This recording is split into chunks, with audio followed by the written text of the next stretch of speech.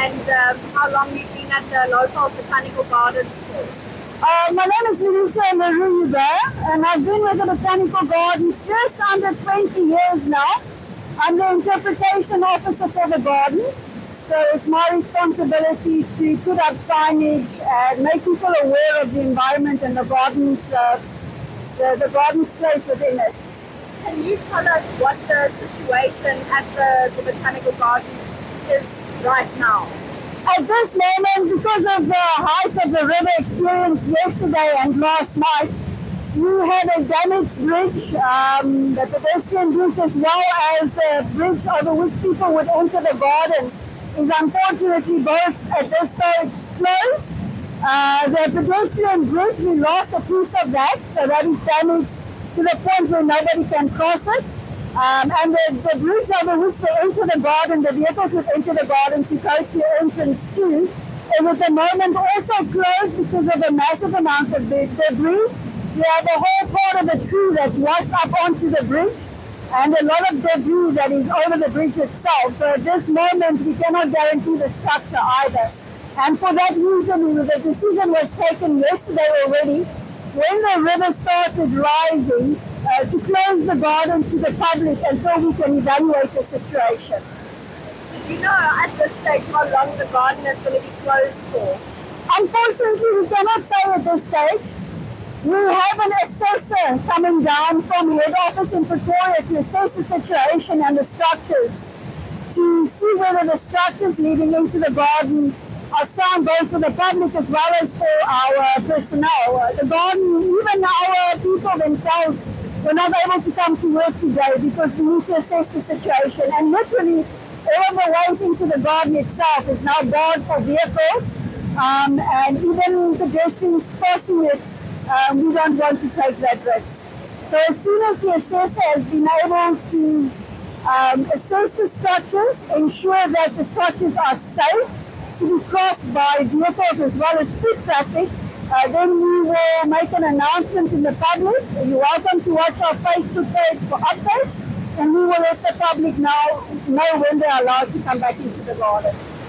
And now, in all of your years working at the Lowveld Botanical Garden, have you ever seen anything like this? No, nothing like this. I know in 2000 they say the Crocodile River was in flood, but it's nothing compared to what we are seeing now. The level of the water is beyond anything we've seen.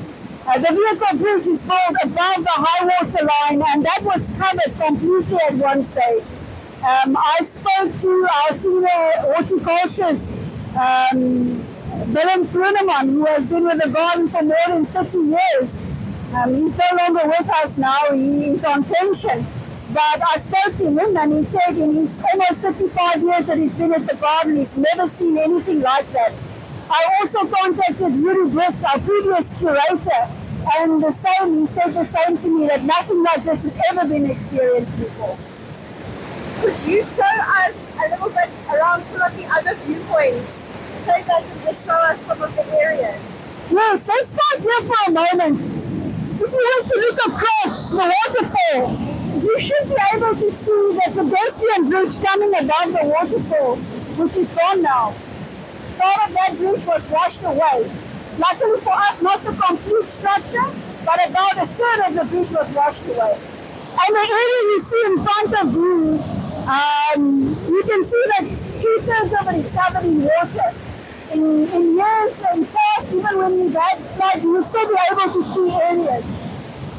Across, you should be able to spot the viewpoint when you go into the river, and the water is actually rushing across the barrier. You'll get a better viewpoint when I take you to the bottom viewpoint. Even the water is coming over there, and I've been told that part of that barrier, that safety barrier, has been washed away as well.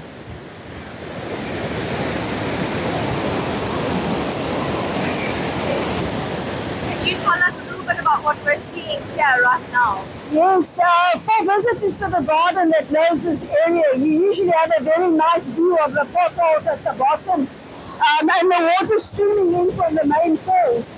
En soos die kykers kan sien, ek is sop nat. Dit voel asof ek in 'n ligte reën staan. Ek is modderig hierso. van voor toe sneeu hierso, so dit voel asof die mense regtig asof dit besig is om te reën en dis alles van die sproei van opkom van die waterval af. And if you look down, when you have an opportunity to look down at the river itself, you will see that pothole has been completely obliterated. There's a very large amount of water coming down here. We also have aquifers underneath the rock where the water disappears into, and sometimes it causes the river level to subside a bit when you look at it at eye level. But as you can see here, the whole area is absolutely inundated with a torrent of water. The viewpoint across from the river is also starting to flood. The water has actually subsided somewhat. The level was higher yesterday even than it is now. And we could see that by the fact that it pushed up into areas where we've never had water from the river before. So the river has absolutely jumped its bank and it's quite wide at the moment and pushing into areas that we've never had water before.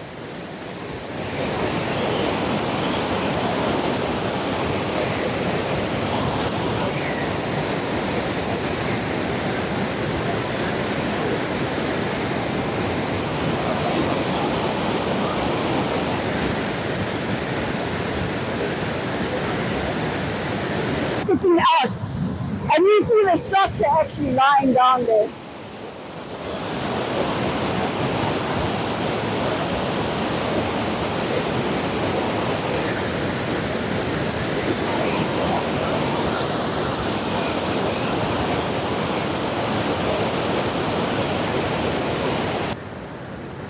You will see why I say that the water level has dropped overnight. Yesterday, the pedestrian bridge was flooded completely. We had water coming right across the bridge. You'll see the debris that's washed up on there and also pieces that have broken down. This part of the bridge, as you can see, is still intact. It's the last third of the bridge going into the rainforest that is actually broken down. And if you stand at a certain point, you can see the pieces lying on top of the Cascades waterfall. We believe that the pylons are still in place. We believe it's only the suspension part of the bridge that has actually been wrapped around because of debris and then pulled free of the actual structure. Because it's a suspension bridge, so you have cables holding that part in place.